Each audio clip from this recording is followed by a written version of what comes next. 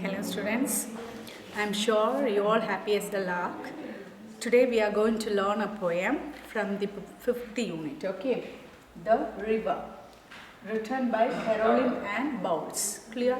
From the fifth unit, the topic is The River, written by Caroline Ann Bowles. It is a memory poem. You need to learn the poem. Here are 4 stanzas given. Need to learn all these stanzas. Clear? Then please all of you flip the page number at 142. Let's take a look at the author. Okay. Caroline Ann Bowles. She was born in the year of 1786, passed away 1854. Okay, was an English poet and the wife of Roberts, female writer. She's the wife of Robert Southey. Clear? The poet laureate of Britain. This Southey, Robert Southey, also one of the laureate in Britain. He also famous poet writer. Okay, he also famous writer, laureate. He won many awards. Okay, then she was a poet of great merit and his poems were qualified one. Okay, merits meaning quality. Okay, she was the poet of merit and produced some of the best work at the threshold of the Victorian era. At the beginning of the beginning of the Victorian era, her works were famous one. Okay, remarkable one, prominent one. That's what says here. Then she wrote various other works, including her famous works are The Little Lady Bird, Chapter on Churchyard, and Tales of the Factories. Okay, these are her famous works. What are they? The Little Ladybug, Chapter on Churchyard, and Tales of the Factories. Her prominence works, renowned works. Clear? Read this. Let me read again. Caroline Ann Bowles. Okay, 1786. She born in the year 1786. Passed away 1854. Was an English poet and the wife of Robert Southey, the poet laureate of Britain. She was the poet great merit and produced some of the best work at the threshold of the Victorian era. She wrote various other works, including The Little Ladybug, Chapter on Churchyard, and Tales of the Factories. Okay, then let's take a look at the glossary part. First one, foliage. Foliage meaning a cluster of leaves. It's a collective noun. Okay, cluster of leaves, cluster of flowers, and branches. Okay, collection of leaves, flowers, then branches. Then glancing, usually glance, quick look, right? Here it is touching. Okay, gentle touch or hitting. This poem is about the river. So this water, it touch or hit river bank. Something lightly from the side without causing any damage. Without causing any damage, it gently touch or hit.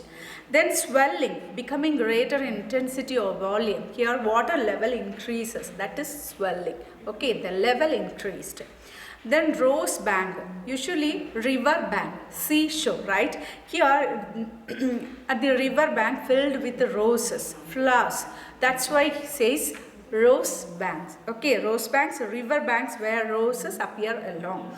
The way along filled with roses. Okay, flowers. Then impetuous, acting quickly and without thought or care.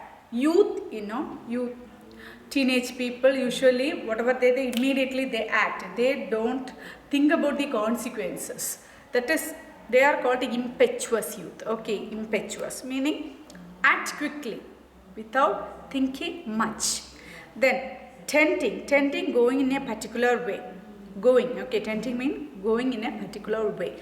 Then headlong, the head is at the beginning, right? With the head first and the rest of the body follows. While running, we lean a bit, right? Head is at first, body follows, right?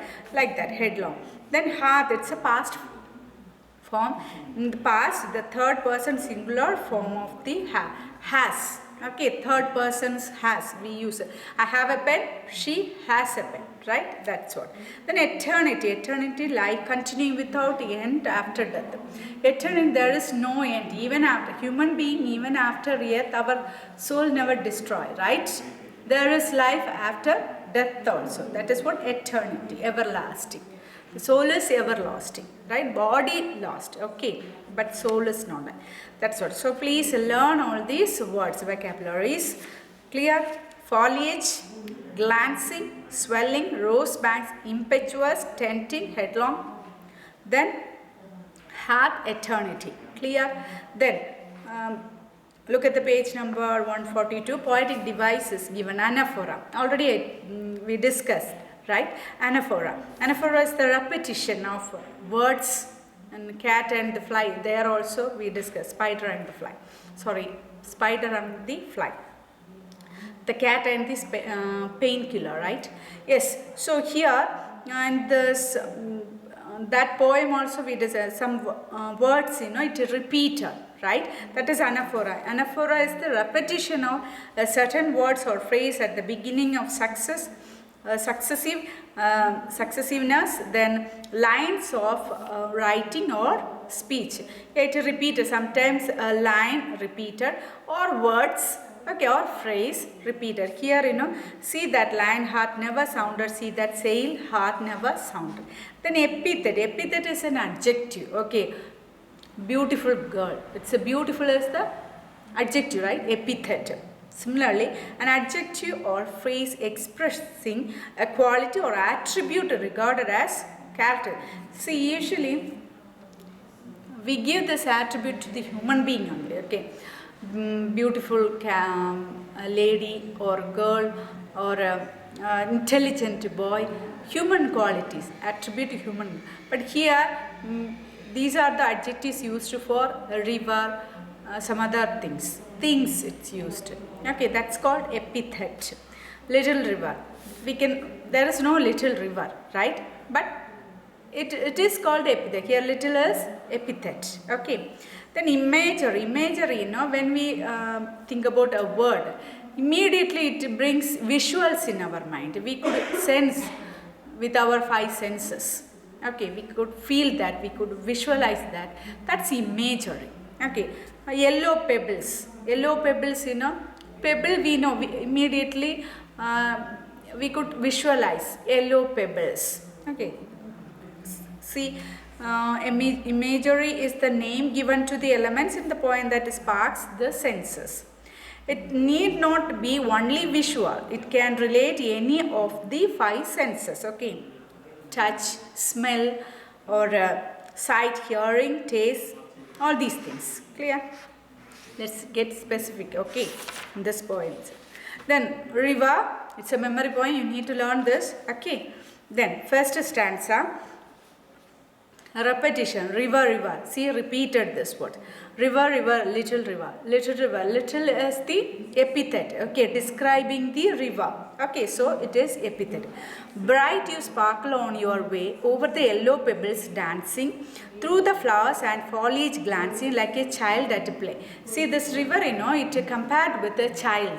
Child, it creep here and there. It never bothered of danger. So, okay, danger.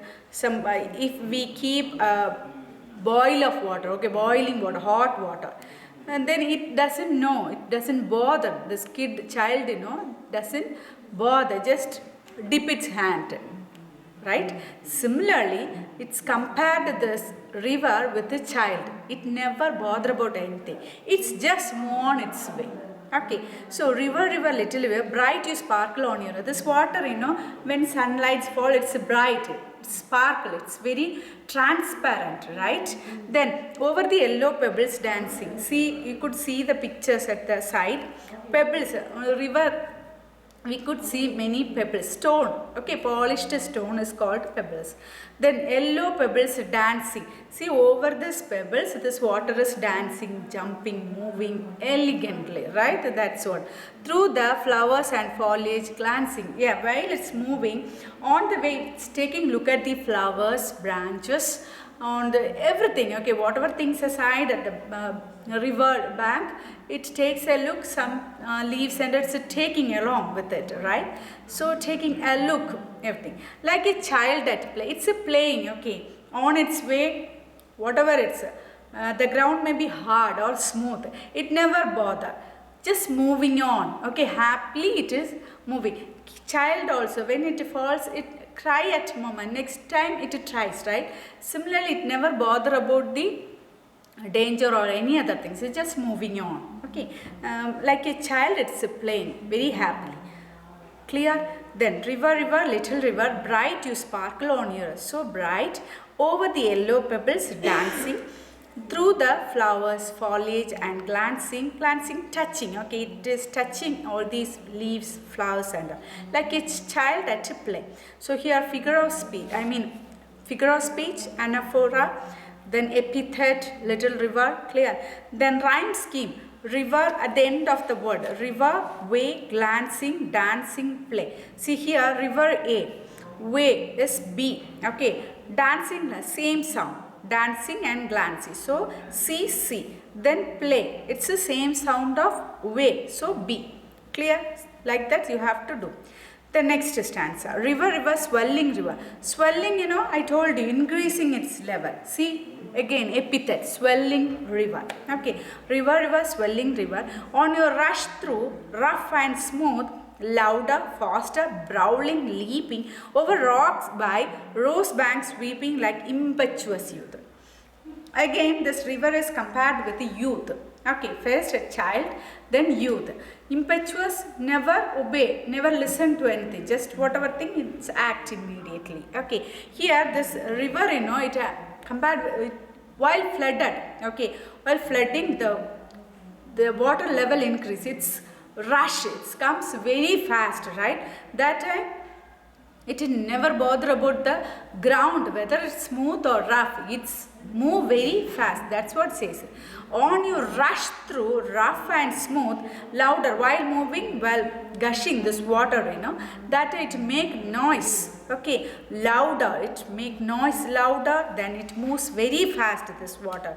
Then bowling, making noise, then leaping, jumping, okay. Then jumping over stone or things, whatever. Then over rocks by river banks sweeping. Yes, sweeping around circle. Okay, round and round, circle it's. Then river banks also to touch here and there, and it jumps over the rock. Like that it is. Like impetuous youth. It has no restriction. It just moves. Okay, it comes very fast during this flood. Water level also increase, it's move very fast. Clear?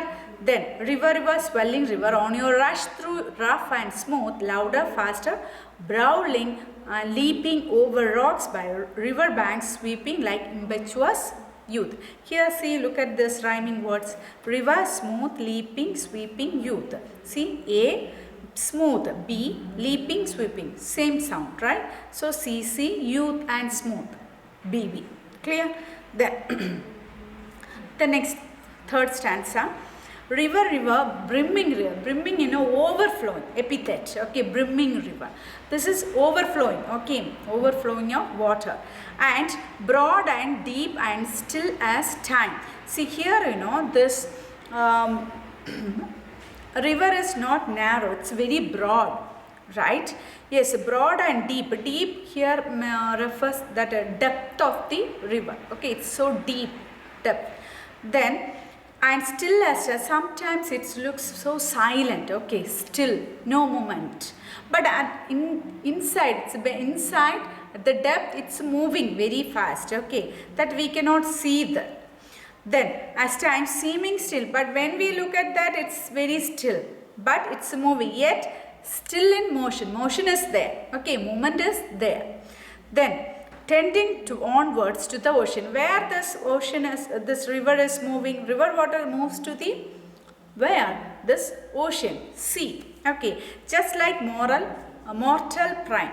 Yeah, its main purpose is it need to reach the sea. That's it. Like a hard working. See, a hard working man. This time, this impetuous, I mean mortal time, there is a period of a human being need to be very hard work, right? For their life's sake. So similarly, this river also, it's moving, running, and it's working very hard, okay, jumping here and there and moving very fast. Where it's moving? To reach the sea. Clear? That's what. River, brimming river, overflowing, broad and deep. It's very broad and deep depth. Still as time. Sometimes it's look very still, silent, okay. When we look at this, seems it's very still. But it's moving, motion is there. Then, tending is going towards the sea, just like mortal prime. Yeah, that is what the main work, right? That is what it's moving to the ocean. Clear? Then, that is what successful stage for this. When its goal is reaching to the sea. Clear? Then, next stanza. River, headlong river. This head is at the beginning, right? Headlong. Head first, body parts follows, right? Similarly, this river also, headlong river, down you dash into the sea. Yeah, down, falls, down you dash. Very quickly it moves. See that line hath never sounded. See repetition. See that sail hath never rounded like eternity. Here, the sea is, ocean is endless. Right, it is endless. No one has calculated this depth of this ocean. Right, then ship also, never, no ship has ever gone round the sea. That much broad it is, right? Then see that line hath never sounded, and see that sail hath never rounded like a eternity. It is immortal. When the river reaches to this sea, after that also it's living, right? It has no death. Life, it has a life. That is what says. River, that ocean is endless, then this river reaches to the ocean, right? Eternity means continue after. What is death? It's continue its life after death. Clear? River, headlong river, down you dash to the sea. Down, it's moving very fast to reach the ocean, sea. See that line hath never sounded. Yeah, its depth also, no one found this. Okay. Then see that sail hath never rounded. No one take a round. All. Okay, in every nook and corner of this sea, like eternity, like everlasting. Okay, clear? So you need to learn all this stanza. Please write 2-3 times. Okay, then punctuations are very important. Then here last stanza, look at the last stanza, rhyme scheme. River, sea, sounded, rounded, eternity. A, B, C, C, D. Clear? See? Sounded and rounded are same sound. Rest of the sounds are different. Okay, river, sea, eternity. But at the same time, take a look at the previous stanza. River, time, motion, ocean, prime. Here, river, A, B, C, C, B. Okay, time and prime, rhyming words, motion and ocean, rhyming words. Clear? Then, so learn this poem. Then, yeah, once again let's take a look at this anaphora, poetic device. Anaphora, I told you, repetition, that 2 lines are given, see that, clear, that is repetition. Then epithet, what are the epithet? Brimming river, headlong river, little river, then what else? Swelling river. These are epithet, describing. Okay, then imagery, pebbles, when we say this pebble, immediately that we could visualize that. Clear? So this also very important. Okay, poetic device. They give 2 lines and ask you to write the poetic device of this line and rhyming words, rhyme scheme. Please, you have to write each stanza and pick out the rhyming words and the rhyme scheme. Practice that. That's very important. Clear? Yeah. So I stop here. Please learn this. then spelling, punctuation, everything you have to learn it properly. Give importance for that. Okay. Thank you. Meet you in the next class.